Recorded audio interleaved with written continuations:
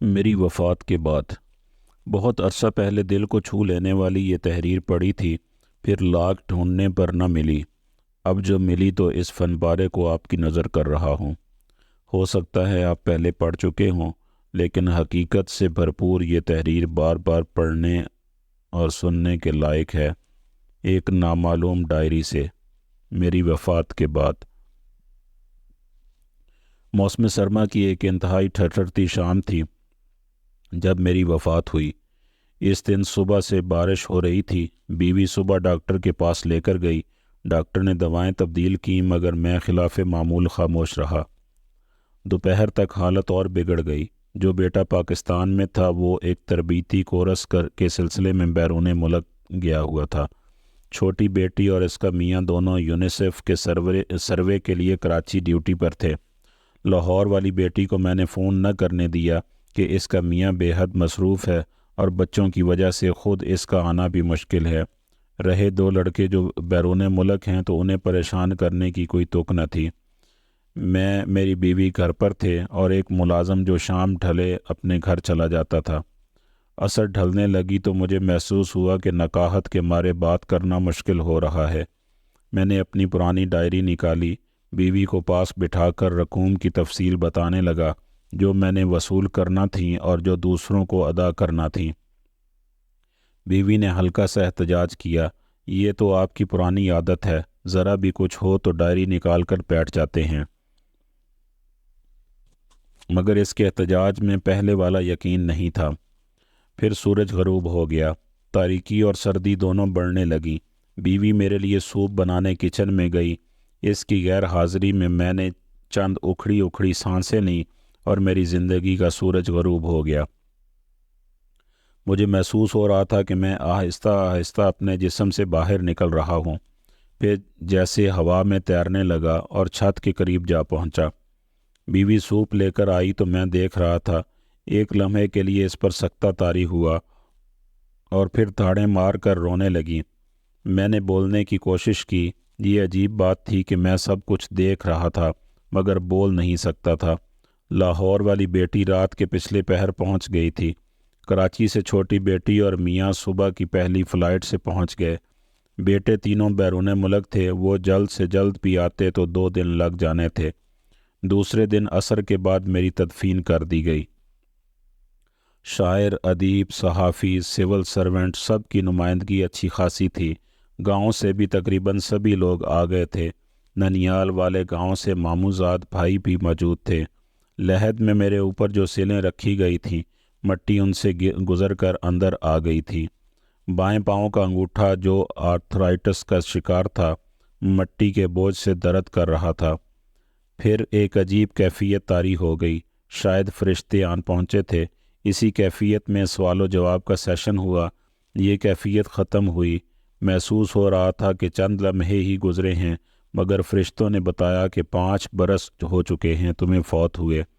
फिर फरिश्तों ने एक अजीब पेशकश की, हम तुम्हें कुछ अरसा के लिए वापस भेज रहे हैं। तुम वहाँ दुनिया में किसी को नज़र नहीं आओगे। घूम फिर कर अपने प्यारों को देख लो। फिर अगर तुमने कहा तो तुम्हें दोबारा नॉर्मल ज़िंदगी दे देंगे, वरना वापस आ जाना।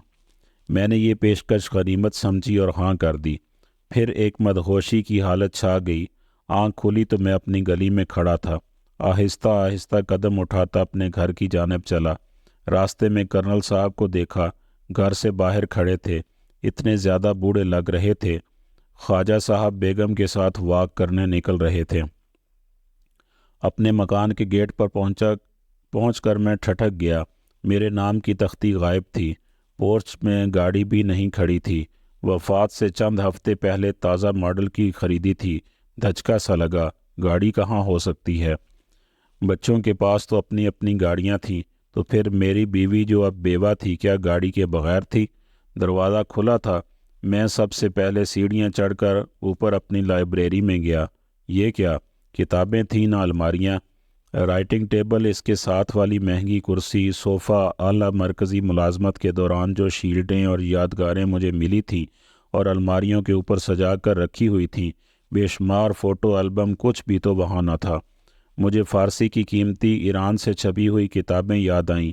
दादा जान के छोड़े हुए कीमती कलमी नुस्खे, गुलिस्तान सादी का नादर नुस्खा जो सोने के पानी से लिखा हुआ था और धूप में और छाँव में अलग अलग रंग की लिखाई दिखाता था। दादा जान और वाले साहब की ज़ाती डायरियाँ सब गायब थीं। कमरा यूं लगता था गोदाम के तौर पर इस्तेमाल हो रहा था।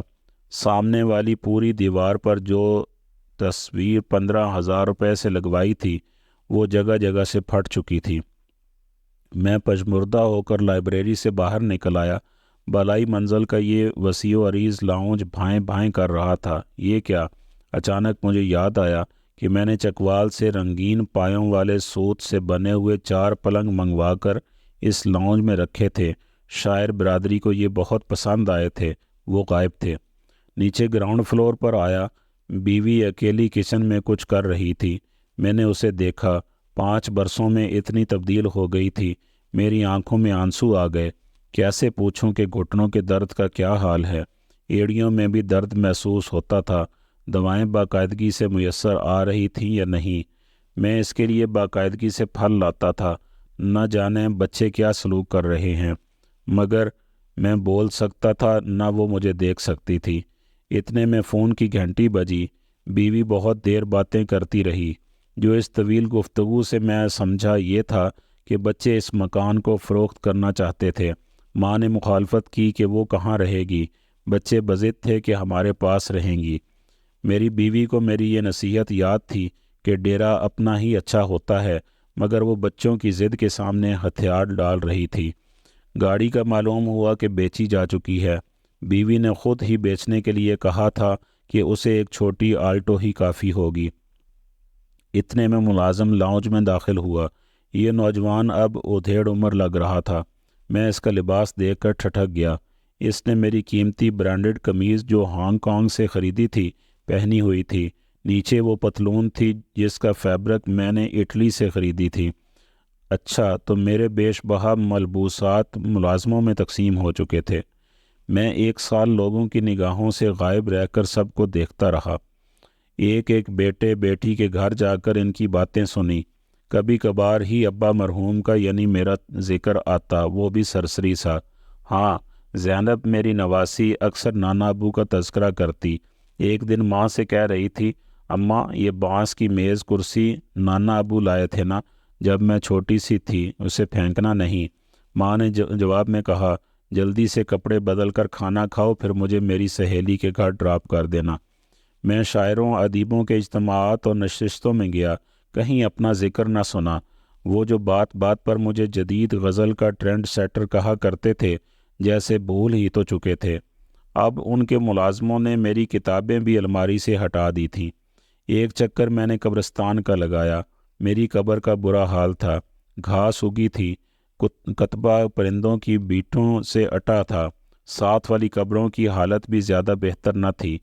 1 साल के जायज़े के बाद मैं इस नतीजे पर पहुंचा कि मेरी मौत से दुनिया को कोई फ़र्क नहीं पड़ा था, ज़र्रा बराबर भी नहीं।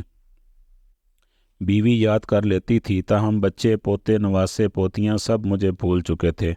अदबी हलकों के लिए मैं अब तारीख़ का हिस्सा बन चुका था। जिन बड़े बड़े महकमों और इदारों का मैं सरबराह रहा था, वहाँ नामों वाले पुराने बोर्ड हट चुके थे। दुनिया रवां दवां थी, कहीं भी मेरी ज़रूरत न थी, घर में न बाहर। फिर तहजीबी, माशरती और इक़्तिसादी तब्दीलियाँ तेज़ी से आ रही थीं और आए जा रही थीं। हवाई जहाज़ों की रफ्तार 4 गुना बढ़ चुकी थी। दुनिया का सारा निज़ाम सिमट कर मोबाइल फ़ोन के अंदर आ चुका था। मैं इन जदीद तरीन मोबाइलों का इस्तेमाल ही न जानता था। फ़र्ज़ कीजिए मैं फ़रिश्तों से इल्तमास करके दोबारा दुनिया में नॉर्मल ज़िंदगी गुजारने आ भी जाता तो कहीं भी वेलकम न कहा जाता। बच्चे परेशान हो जाते। इनकी ज़िंदगियों के अपने मंसूबे और प्रोग्राम थे जिनमें मेरी गुंजाइश कहीं न थी। हो सकता था कि बीवी भी कह दे कि तुमने वापस आकर मेरे मसाइल में इजाफ़ा कर दिया है। मकान बिक चुका। मैं तनहा तो किसी बच्चे के पास रह लेती। 2 को अब वो कहाँ संभालते फिरेंगे। दोस्त थोड़े बाकी बचे थे, वो भी अब बीमार और चल चलाओ के मराहल तय कर रहे थे। मैं वापस आता तो दुनिया में मुकम्मल तौर पर अनफिट होता, नए लिबास में पैबंद की तरह, जदीद बस्ती में पुराने मकबरे की तरह। میں نے فرشتے سے رابطہ کیا اور اپنی آخری خواہش بتا دی، میں واپس قبر میں جانا چاہتا ہوں۔ فرشتہ مسکرایا۔ اس کی بات بہت مختصر اور جامع تھی۔ ہر انسان یہی سمجھتا ہے کہ اس کے بعد جو خلا پیدا ہوگا وہ کبھی بھرا نہیں جا سکے گا، مگر وہ یہ نہیں جانتا کہ خلا تو کبھی پیدا ہی نہیں ہوتا۔ ہمارے سبھی کے دماغوں میں بھی یہی سوچ ہے کہ یہ گھر، یہ کاروبار، یہ نوکری، یہ دنیا کی، گھر کی، بچوں کی ضرورتیں اور سارے کام کاج میری وجہ سے ہی جاری ہیں۔ اگر میں نہ رہا تو دنیا کی گردش رک جائے گی۔ مگر صرف ایک پل کو سوچئے کہ ایسا بالکل بھی نہیں ہے۔ دنیا تو ہمارے سے پہلے جانے والوں کے بغیر بھی چل رہی ہے اور ہمارے جانے کے بعد بھی یوں ہی چلتی رہے گی۔ ایک خیال ہے، سراب ہے، فہم ہے، گمان ہے، اور بس کچھ بھی نہیں۔ سلامت اور آباد رہیے۔